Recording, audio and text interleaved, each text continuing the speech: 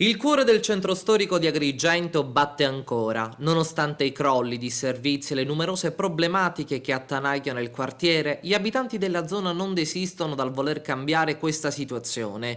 In occasione dei festeggiamenti in onore di San Michele Arcangelo, ieri nella chiesa della Badiola si è svolto un convegno sul tema della valorizzazione dei centri storici. Ospite d'eccezione il sindaco di Ganci, località nominata quest'anno come Borgo più bello d'Italia, grazie alla lungimiranza iniziativa della vendita delle case del centro storico al costo simbolico di €1. Mi nacque un'idea di fare un censimento di tutte le case abbandonate del centro storico.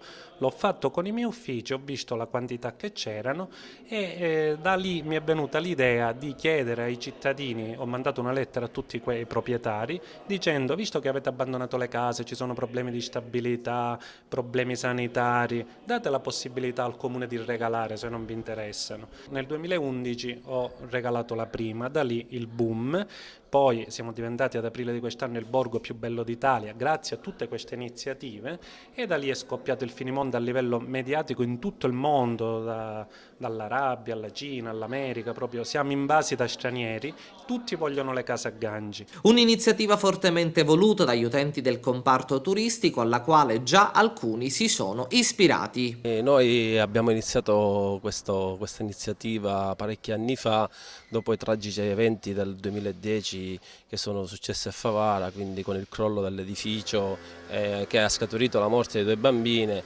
un bel po' di persone ci siamo guardati in faccia, abbiamo deciso cosa fare e così abbiamo iniziato dal centro storico, un centro storico abbandonato, degradato nel tempo e dal tempo. Un input significativo, quello della valorizzazione del centro storico della città, che porterebbe nuova linfa al comparto turistico del comprensorio. Intanto abbiamo sempre detto che questa non è solo una festa ma è anche una protesta, perché questo quartiere usa fare proteste in questa maniera, divertendoci. Bisogna far vedere che è un quartiere che non è morto, anzi è molto vivo. Bisogna togliere le case a chi non le vuole sistemare e darle a chi le vuole sistemare, perché un conto è comprarla e sistemarla, un conto è solo sistemarla. Quindi in questa maniera possono nascere attività economiche, artigianali e non solo bread and breakfast, ma la ricostituzione di un quartiere vivo per quello che è. Abbiamo voluto organizzare questo incontro per focalizzare l'attenzione sul centro storico agrigentino e comunque siciliano, tentare di stimolare e stuzzicare l'attenzione degli organi della politica in genere, perché attenzioni tutto quello che riguarda il cuore antico e i cuori antichi delle nostre città.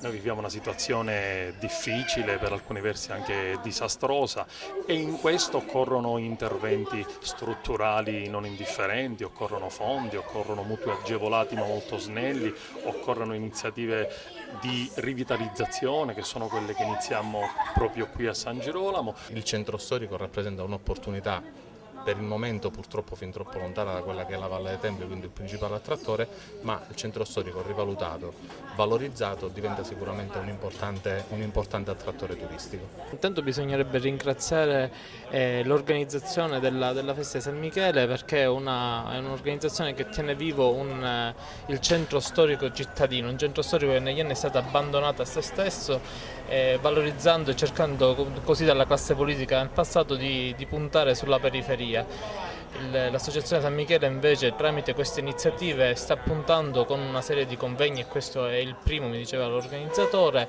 e invitando anche il sindaco di Ganci.